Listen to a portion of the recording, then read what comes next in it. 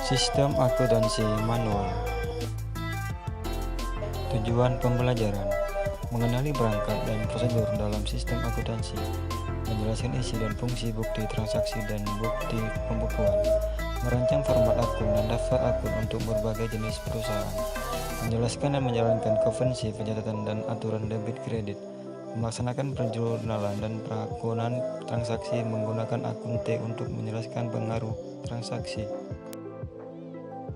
Bukti transaksi: dokumen sumber atau instrumen yang menandai bahwa transaksi yang sah telah terjadi, yaitu kwitansi, nota penjualan, daftar gaji, dan faktur. Bukti pembukuan: dokumen yang diciptakan secara internal sebagai suatu perintah yang sah untuk mencatat suatu jumlah rupiah ke dalam sistem pembukuan yang sering disebut voucher.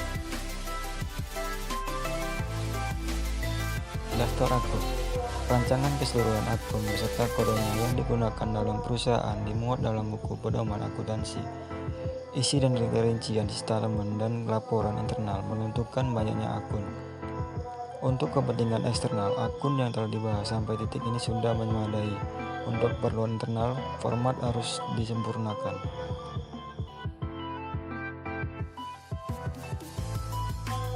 Akun harus memuat data, tanggal transaksi, keterangan singkat transaksi, nomor bukti pembukuan, jumlah rupiah transaksi yang menambah, jumlah rupiah transaksi yang mengurangi, dan saldo setiap saat setelah transaksi. Jurnal: mencatat transaksi langsung ke buku besar. Sangat repot karena mengharuskan kita membolak-balik akun. Mencatat transaksi ke buku jurnal secara kronologis mengatasi masalah. Mencatat jumlah rupiah dari jurnal ke buku besar disebut dengan pengakunan atau posting.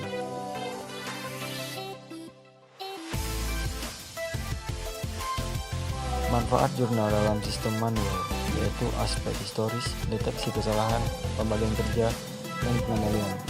Dari segi sejarah, pengembangan sistem jurnal dikembangkan kemudian setelah dijumpai masalah, teknis pencatatan atau kerepotan pengakuan langsung atau tidak posting.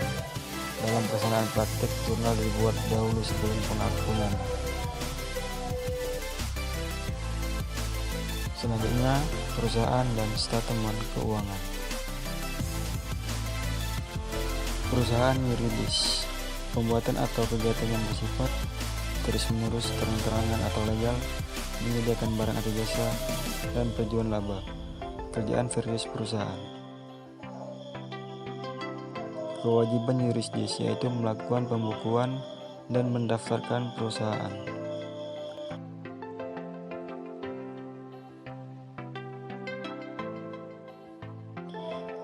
Perusahaan ekonomik yaitu kegiatan memproduksi barang atau jasa untuk meningkatkan utilitas barang atau jasa, yaitu place utility, from utility, dan time utility. Organisasi atau wahana untuk mencapai tujuan bersama. Para pendiri atau pemegang perancang dengan melakukan kegiatan ekonomi.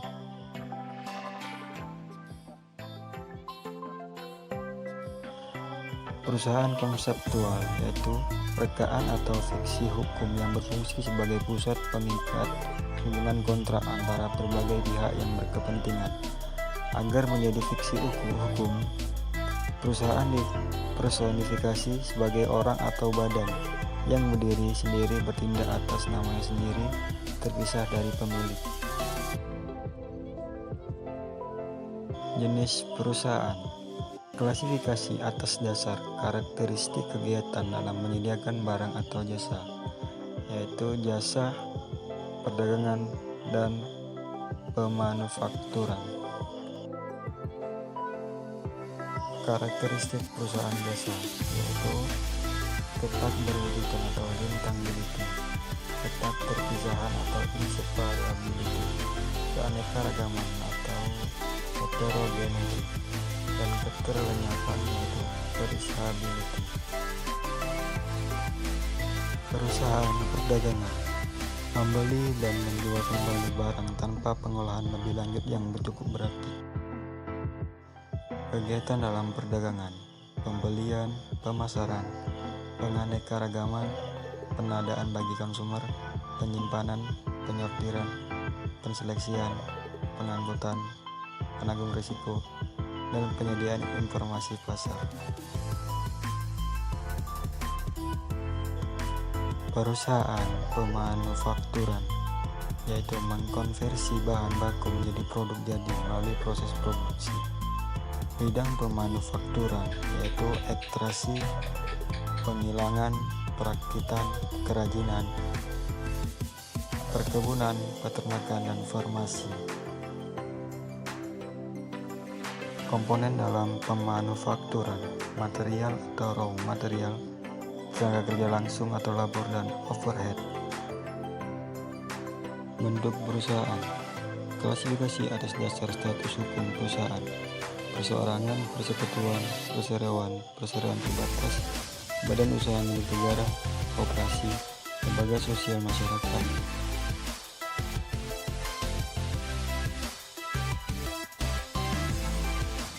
Arti penting bentuk dan jenis perusahaan bagi akuntansi. Jenis perusahaan yaitu menentukan isi dan rincian laporan keuangan terutama laporan laba dan rugi. Bentuk perusahaan menentukan isi dan rincian laporan keuangan terutama seksi ekuitas. Seperangkat statement keuangan: neraca, statement laba dan rugi, statement perubahan modal, statement aliran kas, penjelasan statement keuangan, dan informasi pelengkap.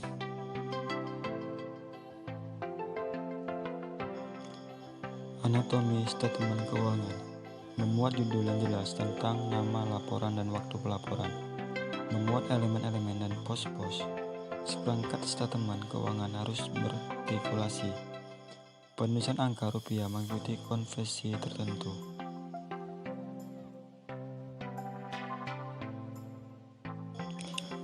Aset, suatu manfaat ekonomik masa datang, dikuasai oleh perusahaan, timbul akibat telah terjadinya suatu transaksi. Kewajiban, pengorbanan manfaat ekonomik masa datang, menjadi kewajiban pada saat pelaporan, timbul akibat telah terjadinya suatu transaksi.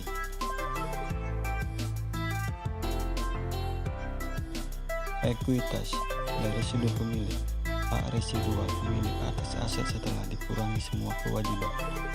Dari sudut perusahaan atau kesatuan usaha, utang merupakan perusahaan kepada pemilik yang dipandang sebagai pihak luar, dan ekuitas ini biasa disebut dengan modal.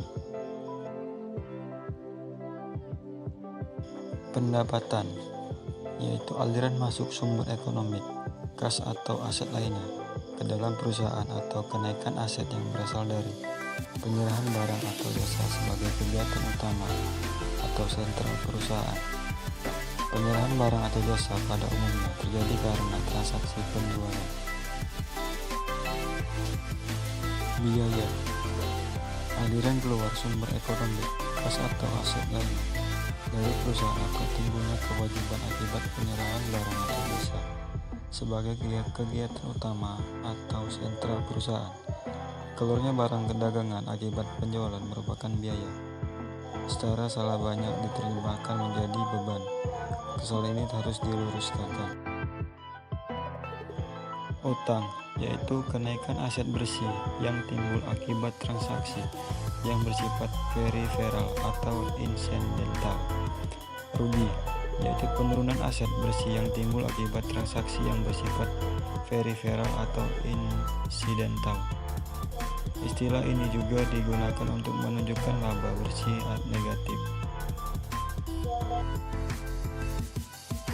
Laba, yaitu jumlah rupiah bersih yang didapat oleh perusahaan setelah semua pendapatan dan untung dikurangi dengan semua biaya dan rugi. Istilah penghasilan digunakan untuk menerjemahkan istilah income. Istilah laba sebenarnya sudah bermakna bersih, yang merupakan padang kata untuk istilah net income. Penutupan buku besar dan sistem komputerisasi. Akun real merupakan akun yang menjadi pos neraca dan saldonya digunakan bertahun berikutnya. Akun nominal yaitu akun yang menjadi pos statement laba rugi dan perubahan modal. Akun untuk penampung pos-pos penyebab perubahan modal. Saldonya kumulatif dan ditutup atau dipindah kembali ke modal pada akhir tahun.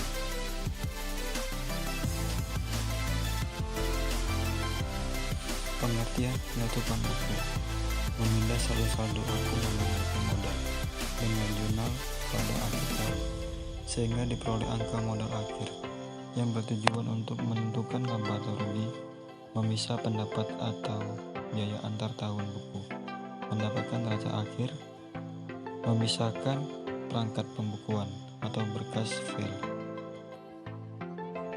Pembagian laba dalam persekutuan. Dalam persekutuan, sebelum laba ditutup ke modal persekutu, laba harus dibagi dulu sesuai dengan perjanjian persekutuan. Cara pembagiannya itu sama rata, persentase kesepakatan, proporsional dalangan modal yang tertanam, setara gaji plus pembagian sisa setelah setara gaji, dan kombinasi.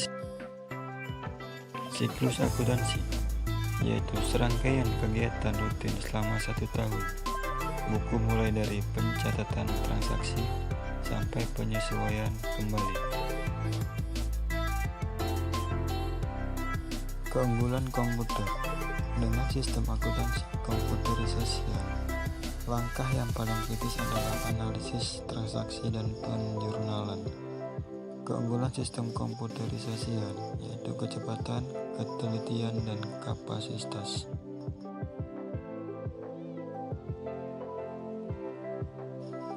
Pertimbangan penggunaan komputer: kegagalan komputer, kejahatan komputer, keamanan, berback in, berback out, dan budaya.